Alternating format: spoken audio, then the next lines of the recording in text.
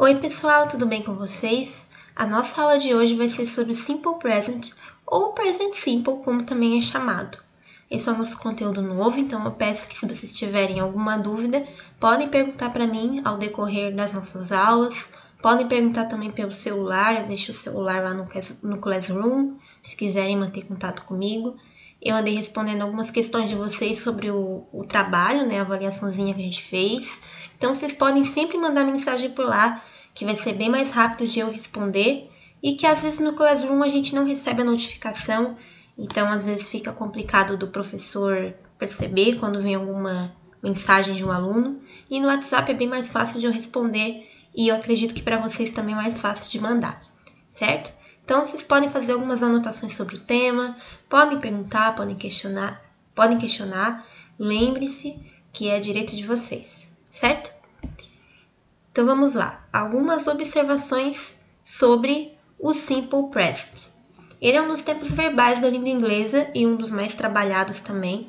Eu acredito que seja até um dos mais fáceis porque ele não requer tantas adaptações na hora de montar as frases. Ele é equivalente ao presente do indicativo na língua portuguesa. Ou seja, ele fala do presente simples, né?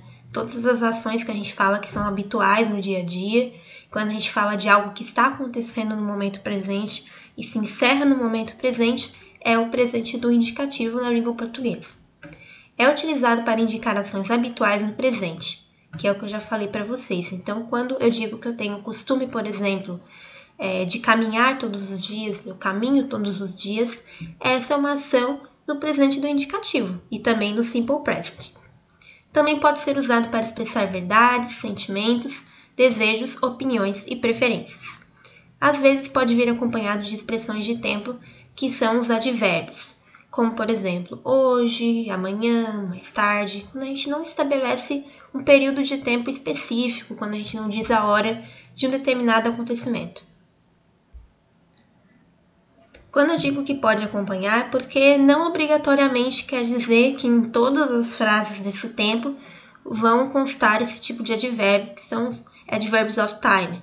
Por exemplo, now, soon, tomorrow, tonight, yesterday, early, last week e still.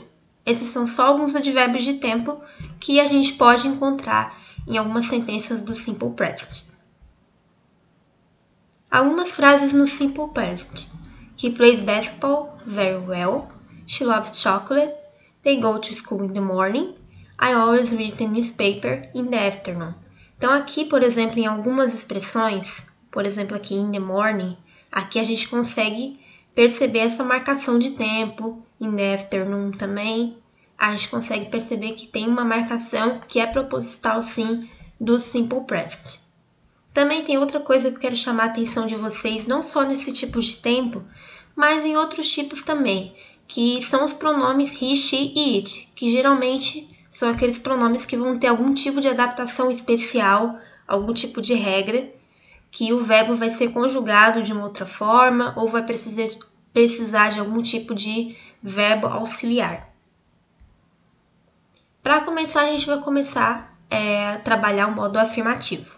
No modo afirmativo, a gente vai trabalhar com os verbos sem o infinitivo, ou seja, sem o to na frente, com exceção dos pronomes, como eu já disse, com he, she e it.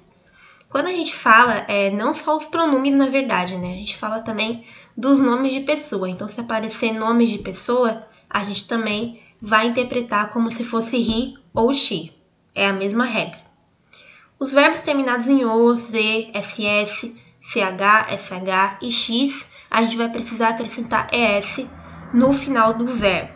Ou seja, só nesse caso, né, de colocar, por exemplo, com pronomes como he, she e it. Se for, por exemplo, I teach, que é o verbo ensinar, a gente não vai precisar fazer essa modificação.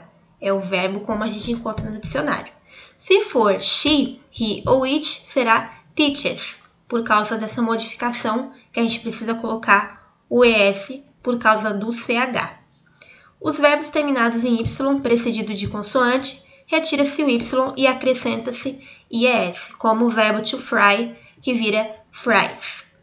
E os verbos terminados em y precedido de vogal, acrescenta-se somente o s. No exemplo to say, vira says.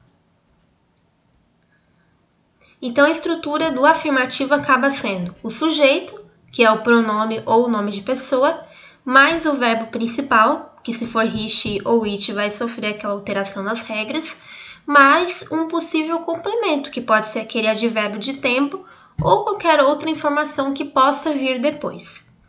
I live in Brazil seria eu moro no Brasil, o I seria o sujeito, o live seria o verbo principal e in Brazil seria o indicativo de espaço, desculpa, que seria o complemento. E she lives in Italy, a gente consegue perceber bem, eu já coloquei um exemplo bem próximo para a gente conseguir notar, que tem alteração ali no verbo to live, que acaba virando lives. Esse S vem depois, e essa alteração acontece porque a gente está trabalhando com o pronome she. Agora nós temos o modo negativo. Qual é o diferencial aqui? O lado bom é que o verbo não vai sofrer nenhum tipo de alteração. Já a regra principal vai ser que a gente vai precisar de um verbo auxiliar, que seria o do. O do é o verbo que a gente conhece, né, como o verbo fazer. Se você procurar no dicionário, é esse o significado que dá.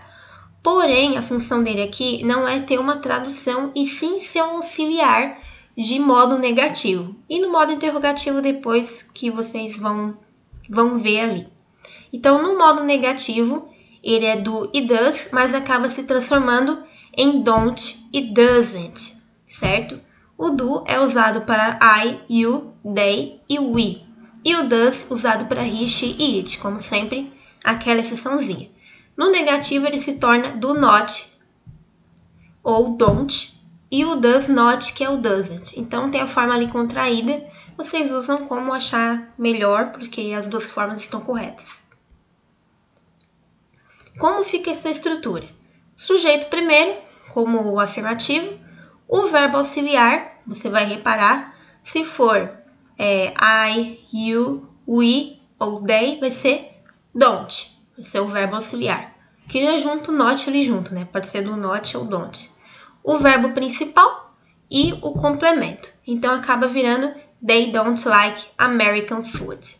Se for she, he ou it, vai virar doesn't ou vai virar does not.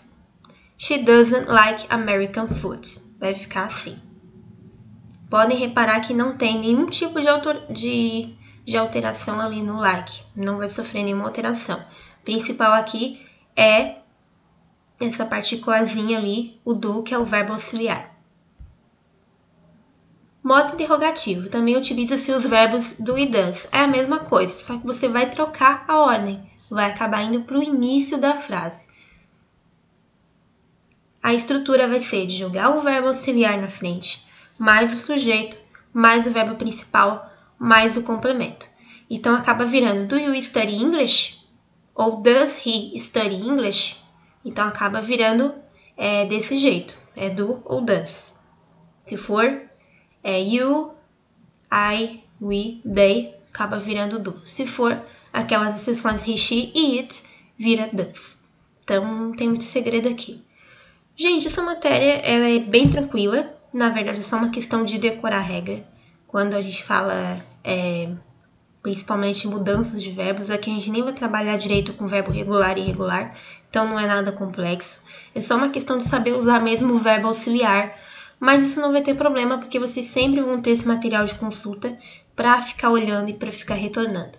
Mais para frente também eu vou marcar com vocês uma aula ao vivo, para a gente discutir sobre esse tema, até para saber se vocês têm alguma dúvida que as minhas aulas online não estão abordando. Certo, gente? Então, eu fico por aqui. Espero não ter me estendido muito, não ter ficado entediante para vocês. Eu coloquei um pequeno quiz ali no Kahoot, que é uma plataforma que vocês devem conhecer.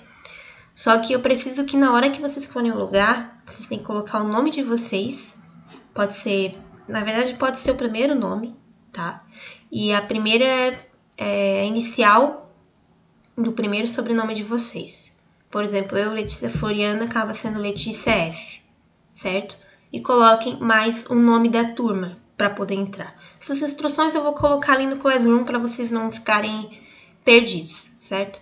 Então, ali na hora que for logar, vai ter algumas perguntinhas para vocês, umas 10 perguntas. E como tem um tempo cronometrado, pode ser que na primeira vez que vocês joguem, o desempenho não tenha sido tão bom. Então, vocês podem colocar o mesmo usuário novamente, se quiser fazer de novo, não tem problema. Se der algum problema ali na hora de fazer, pode me mandar mensagem que a gente resolve, tá? Mas pode fazer quantas vezes quiser, não tem problema, é até bom para praticar. Certo?